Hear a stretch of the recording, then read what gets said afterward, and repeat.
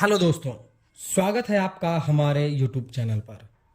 ये 15 बात जाने बिना घर का काम शुरू मत कर देना। ये वही 15 बातें जो मैं आपको बता रहा हूं, जहां पर ठेकेदार और मिस्त्री आपको बेवकूफ बनाता है और आपका बड़ा नुकसान करवा देता है।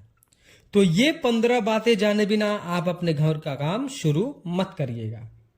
तो आप वीडियो को इन तक देखिए। मैं 15 पॉइंट को बताऊंगा और उसको एक्सप्लेन भी करूंगा कि क्यों आपको जानना बहुत इंपॉर्टेंट है काम शुरू करने से पहले।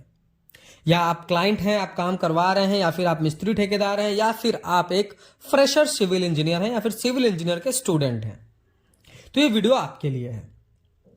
15 पॉइंट में से सबसे पहला हमारा पॉइंट है एक्सकावेशन प्रोसेस का। यहीं पर मिस्त्री और ठेकेदार आपको बेवकूफ बनाते हैं कि नहीं, 2 फीट का गड्ढा बहुत अच्छा है, आपकी मिट्टी तो बहुत अच्छी दिख रही है, 2 फीट का गड्ढा पर्याप्त है, कोई दिक्कत नहीं है, आप इतना रखिए।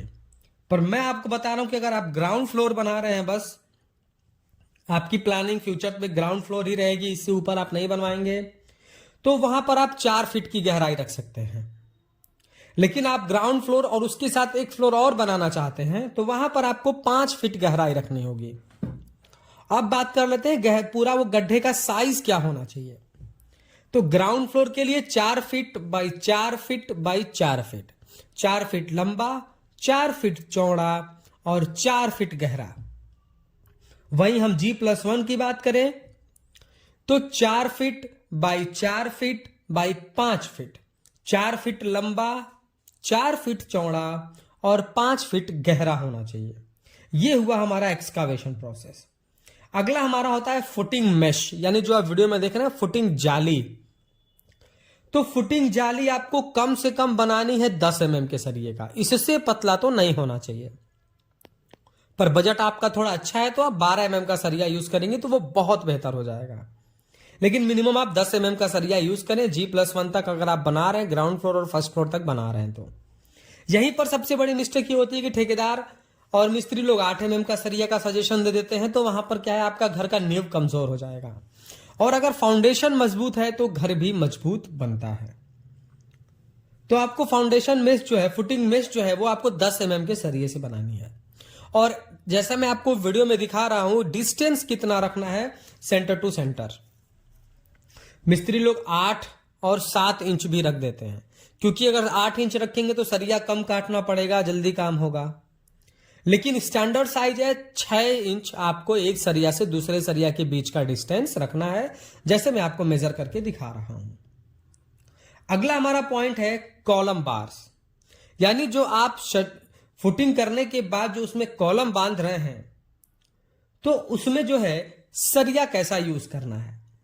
तो अगर आप नॉर्मल रेसिडेंशियल घर बना रहे हैं और आप एक फ्लोर तक ही बनाएंगे, सिर्फ ग्राउंड फ्लोर ही बनाएंगे, तो आप 4 सरिया यूज करिए उसमें।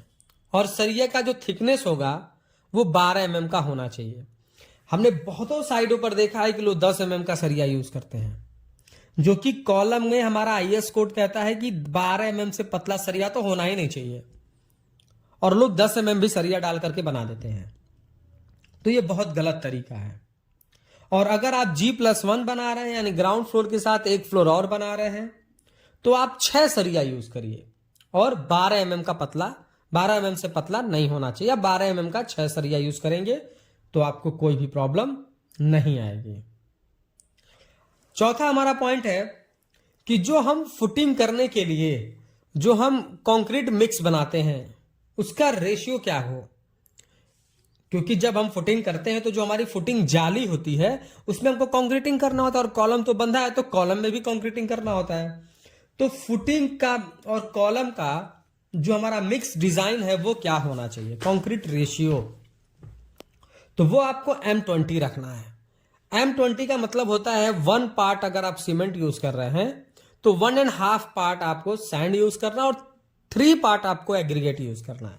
यानी 1 बैग अगर आप सीमेंट यूज कर रहे हैं तो 1.5 बैग आपको सैंड यूज करना है और 3 बैग आपको एग्रीगेट यूज करना है, गिट्टी यूज करना है।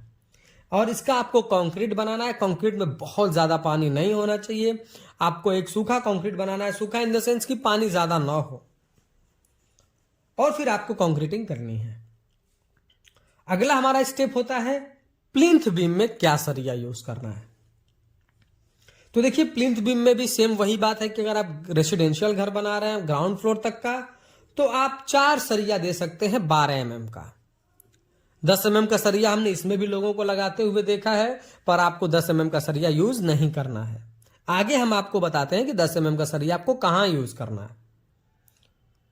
तो आपको प्लिंथ बीम में अगर आप सिर्फ ग्राउंड फ्लोर बना रहे हैं तो आप 12 mm का 4 सरिया यूज करिए, और ग्राउंड फ्लोर के साथ एक फ्लोर और आपकी प्लानिंग फ्यूचर में है तो आप प्लिंथ बीम जो है 12 mm के 6 सरिया डाल करके बनाइए, तो आपको कोई भी प्रॉब्लम नहीं फेस करनी पड़ेगी। अगला हमारा पॉइंट है डीपीसी। देखिए डीपीसी को नाम सुनकर के आप कंफ्यूज ना हो, ये डीपीसी का मतलब होता है डैम प्रूफ कोर्स। इसका इंपॉर्टेंस ये है कि इसको जो बनाया जाता है कि ये नीचे से सीलन को ऊपर न आने दे।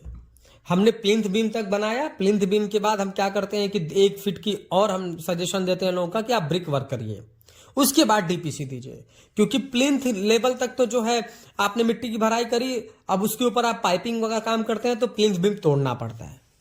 तो आप प्लिंथ बीम के जस्ट ऊपर डीपीसी न देकर के आप 1 फीट ब्रिक वर्क करें फिर डीपीसी दें, तो वो 1 फीट जो आपका गैप रहेगा उससे आप पाइप को अंदर बाहर तोड़ करके कर लेंगे, तो आपका बीम भी नहीं कटेगा और सीलन की प्रॉब्लम भी नहीं होगी। तो डीपीसी का थिकनेस जो है कम से कम 2 इंच आपको देना है। हमने बहुत जगह पर देखा है लोग 1 इंच देते हैं, नहीं, आपको कम से कम 2 इंच देना है, 50 mm से कम नहीं होना चाहिए। और डीपीसी में सरिया रिक्वायर्ड नहीं होता है। डीपीसी में अगर आप सरिया नहीं डालते हैं तो ऐसा नहीं कि वो डीपीसी आप खराब बना रहे हैं, उसमें आपको सरिया नहीं डालना है। अगला हमारा पॉइंट है थिकनेस ऑफ स्लैब, यानी छत की मोटाई कितनी रखें। अगर आप मिस्त्री और ठेकेदार से पूछेंगे तो वो अपने काम के अनुभव के हिसाब से ही बताएंगे कि इतना रख लो, ठीक है, हमने तो पुराने साइड पे इतना किया है। पर स्टैंडर्ड साइज है मिनिमम 5 इंच का होना चाहिए, 125 mm का होना चाहिए। अगर आप बड़े प्रोजेक्ट पे काम कर रहे हैं तो वहां 6 इंच भी होता है, लेकिन आपको कितना रखना है, 5 mm जो है 5 इंच ही रखना है। 4 इंच भी हमने बहुत साइडों पर कराया है, तो वो हम टॉप फ्लोर पे कर देते हैं। जैसे मान लीजिए कि आपको ग्राउंड फ्लोर बना दिया तो वहां आप 5 इंच रख लीजिए, और फर्स्ट फ्लोर बनाइए तो 4 इंच रख लीजिए। अगर आप इससे पतला रखते हैं तो फिर सीलन की समस्या आने लगेगी। 4 इंच से पतला रहा तो बारिश की पानी से भी सीलन होना स्टार्ट हो जाएगा। तो आप टॉप फ्लोर का जो आप कंक्रीटिंग कर रहे हैं, स्लैब बना रहे हैं, तो उस पर बहुत ज्यादा लोड नहीं आना है, तो आप वहां 4 इंच रख सकते हैं, आपको कोई दिक्कत नहीं है। नीचे वाले जो फ्लोर है उस पर आपको 5 इंच तो रखना ही रखना है। अगला हमारा पॉइंट है कि स्लैब में सरिया क्या लगाना है। तो देखिए स्लैब में सरिया 8 mm भी यूज होता है और 10 mm भी यूज होता है। तो बहुत सारे साइडों पर हम देखते हैं कि मेन बार और डिस्ट्रीब्यूशन बार दोनों जो है 8 mm का यूज हो जाता है, जो कि बहुत गलत तरीका है, आपको नहीं करना है।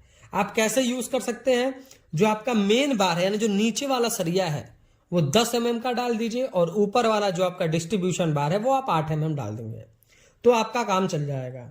लेकिन आपका बजट थोड़ा अच्छा है, आप काम अच्छा चाहते हैं, तो आप मेन बार और डिस्ट्रीब्यूशन बार दोनों आप 10 mm का डालिए, तो आपका काम बहुत ही अच्छा होगा। अगला क्या है कि हम छत में जो है maximum diameter of slab steel जो है स्लैब में कितना यूज कर सकते हैं, यानी ज्यादा से ज्यादा कितना मोटा सरिया हमको स्लैब में यूज करना चाहिए। अब लोग कहेंगे 10 mm ही कर रहे हैं, हम 12 mm क्यों ना यूज करें, हम 15 mm क्यों ना यूज करें। तो उसका एक स्टैंडर्ड तरीका यह है कि थिकनेस डिवाइडेड बाय 8। स्लैब की जो थिकनेस आप रख रहे हैं उसको 8 से डिवाइड करिए, जितना भी आपका वैल्यू आता है उतना या उससे थोड़ा कम आप रख सकते हैं, उससे मोटा आप सरिया नहीं डाल सकते।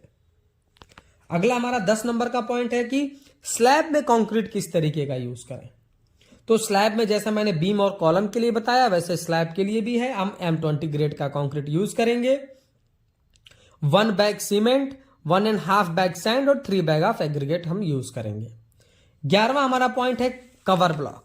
बहुत सारे साइडों पर देखा जाता है लोग कवर ब्लॉक नहीं लगाते हैं, आगे चल के क्या होता है कि स्लैब के नीचे की सीलिंग गिर जाती है, और कॉलम में नहीं लगाया तो प्रॉपर कवरिंग नहीं मिलती है, सरिया बाहर दिखने लगता है। तो आपको प्रॉपर कवर ब्लॉक यूज करना है। वाइब्रेटर भी अगला हमारा पॉइंट वाइब्रेटर का है। देखिए आपको स्लैब में प्रॉपर और कॉलम में जहां भी आप कंक्रीटिंग कर रहे हैं आपको वाइब्रेटर यूज करना चाहिए। वाइब्रेटर यूज करने से एयर वॉइड्स कंक्रीट के अंदर से हट जाते हैं, हनीकॉम्ब नहीं आता है, तो आपका स्ट्रक्चर बहुत मजबूत बनके निकलता है। तो आपको वाइब्रेटर यूज करना चाहिए। अगला हमारा पॉइंट है सीढ़ियों के बारे में, स्टेयर केस के बारे में, जिना के बारे में। तो देखिए जिना में जो हमारा वेस्ट स्लैब होता है, जो हम आपको स्लैब दिखा रहे हैं, ये वेस्ट स्लैब इसको बोला जाता है। इसकी थिकनेस कम से कम 3 इंच हो, उससे पतला तो नहीं होना चाहिए। जो राइजर यानी जो राइजर हमारा है, जो ऊपर की तरफ उठा होता है, उसको आपको 6 इंच रखना है ज्यादा से ज्यादा। और जो हमारा ट्रेड यानी जिसमें हमको पैर रखना है, वो कम से कम 10 इंच होना चाहिए। अगर आप राइजर 7 इंच 8 इंच कर देंगे तो आपको सीढ़ी चढ़ने में बहुत दिक्कत होगी। और ट्रेड यानी पैर रखने वाला अगर आप 10 इंच से छोटा कर देंगे तो आपका पैर पूरा उस पर आएगा ही नहीं, तो पैर बार बार स्लिप होता है, गिरने के चांसेस बहुत ज्यादा हो जाते हैं। तो इन चीजों का आप ख्याल रखें। अगला होता है कि हमको छत की हाइट कितनी रखनी है। तो अगर आप ग्राउंड फ्लोर बना रहे हैं तो आप 12 फीट तक रखिए, और अगर फर्स्ट फ्लोर सेकंड फ्लोर बना रहे हैं तो आप 10 फीट तक रख सकते हैं। ये हमारा स्टैंडर्ड साइज है। और सबसे आखिरी हमारा पॉइंट है कि शटरिंग कितने दिन बाद खोलें। तो देखिए शटरिंग अगर आप गर्मी के मौसम में कर रहे हैं तो आप 14-15 दिन के बाद शटरिंग धीरे धीरे खोलना स्टार्ट कर सकते हैं, कोई बहुत दिक्कत वाली बात नहीं है। पर विंटर में कर रहे हैं आप, ठंडियों के मौसम में कर रहे हैं, जैसे कि अभी हमारा टाइम चल रहा है ठंडियों का, तो आपको कम से कम 21 दिन तक शटरिंग रखनी चाहिए स्लैब की। वीडियो पसंद आया हो तो प्लीज वीडियो को लाइक कर दें, और अगर चैनल पर नए हैं, कंस्ट्रक्शन से रिलेटेड ऐसे ही इंफॉर्मेटिव वीडियोस इन फ्यूचर देखना चाहते हैं तो प्लीज चैनल को सब्सक्राइब करके बेल नोटिफिकेशन को ऑल पर प्रेस कर दें। Thank you.